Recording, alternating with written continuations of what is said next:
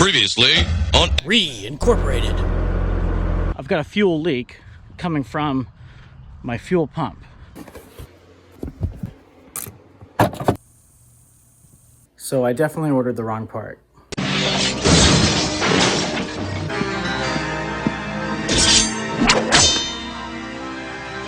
Turkey.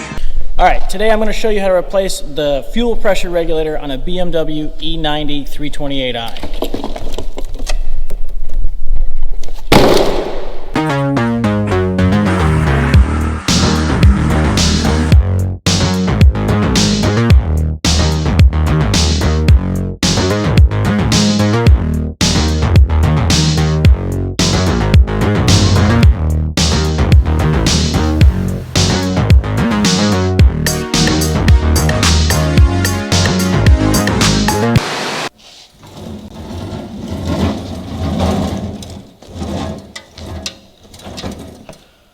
So, a couple housekeeping items. Definitely unhook your battery. It's not worth the risk of anything sparking or even, the pump turning on or whatever. Like, always unhook your battery, especially when you're dealing with gasoline. And another thing too, before you start this project, make sure you're close to empty. Officially, you're supposed to drain your tank. That's a lot of work. I didn't do that. So you can get away without doing it, but definitely run it down close to empty. It's the gas light is on. It'll make the job a ton easier.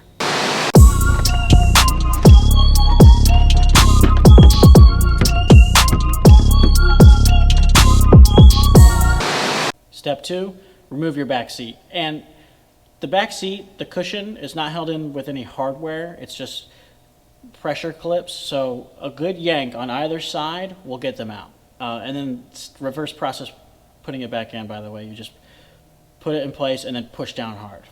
I find that also the felt that is in between the seat and the metal, I like to just clip that back with like a clamp or something, but just keep it out of the way. That way it doesn't get wet with gas, because that sucks.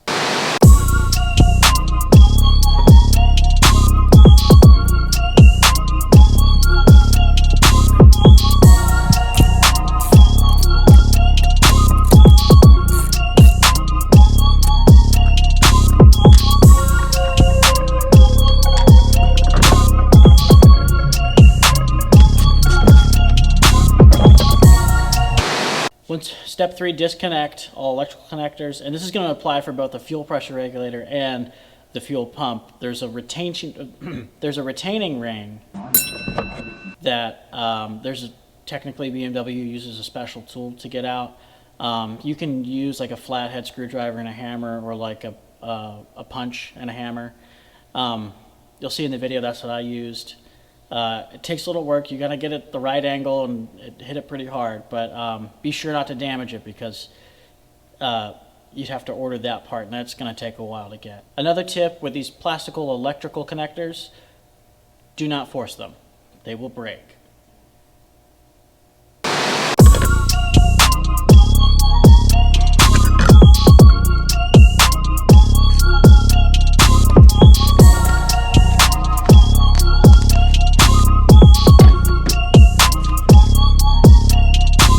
So this black stuff, in case you're wondering, this happened actually last year with this car, and instead of buying a new fuel pressure regulator, I covered up the crack with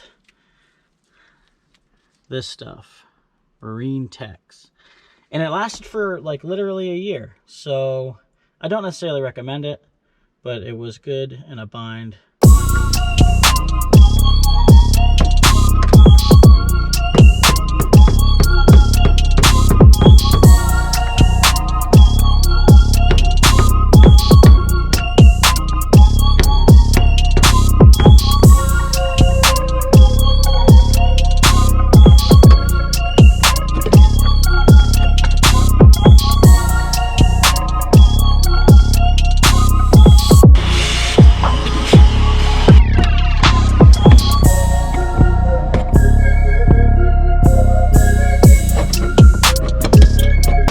Okay, once you've disconnected the retention ring from both sides. Now you can't take the fuel pressure regulator out yet. You've got to disconnect the hoses from the regulator that are connected at the pump.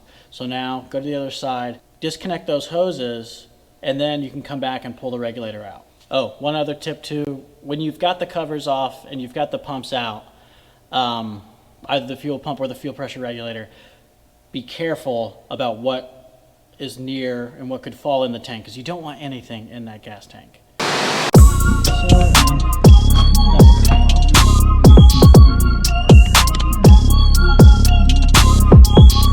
Okay, so these 3 lines are going to be disconnected, and you're going to fish them through to the other side over there.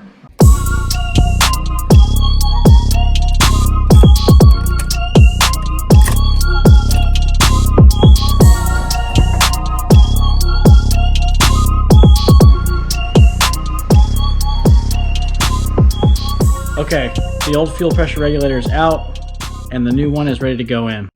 When you're putting the new regulator in, you can almost put your arm in the tank and reach across the hump to get it over there. Mine caught a little bit, but I was able to reach in under from both sides to pull the lines through. And other than that, reconnect just like you disconnected before, and put it all back together in reverse like we took it apart.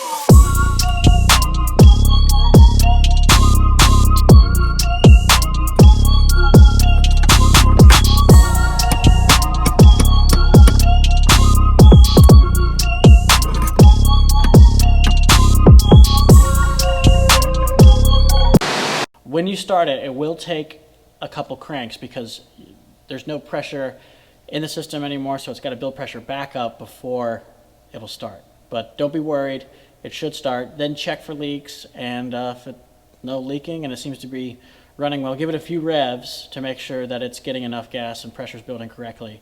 But if everything checks out, good to go.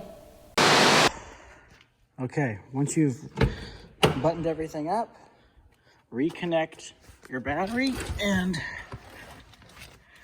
fire it up. Let's give it a try.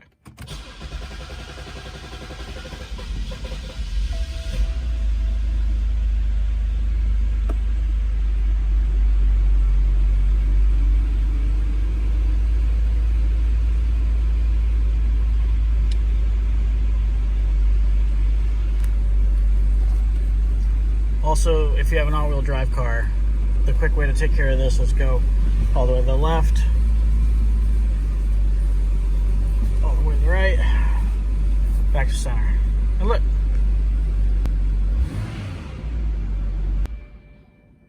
Okay, let's try it one more time. Looking good.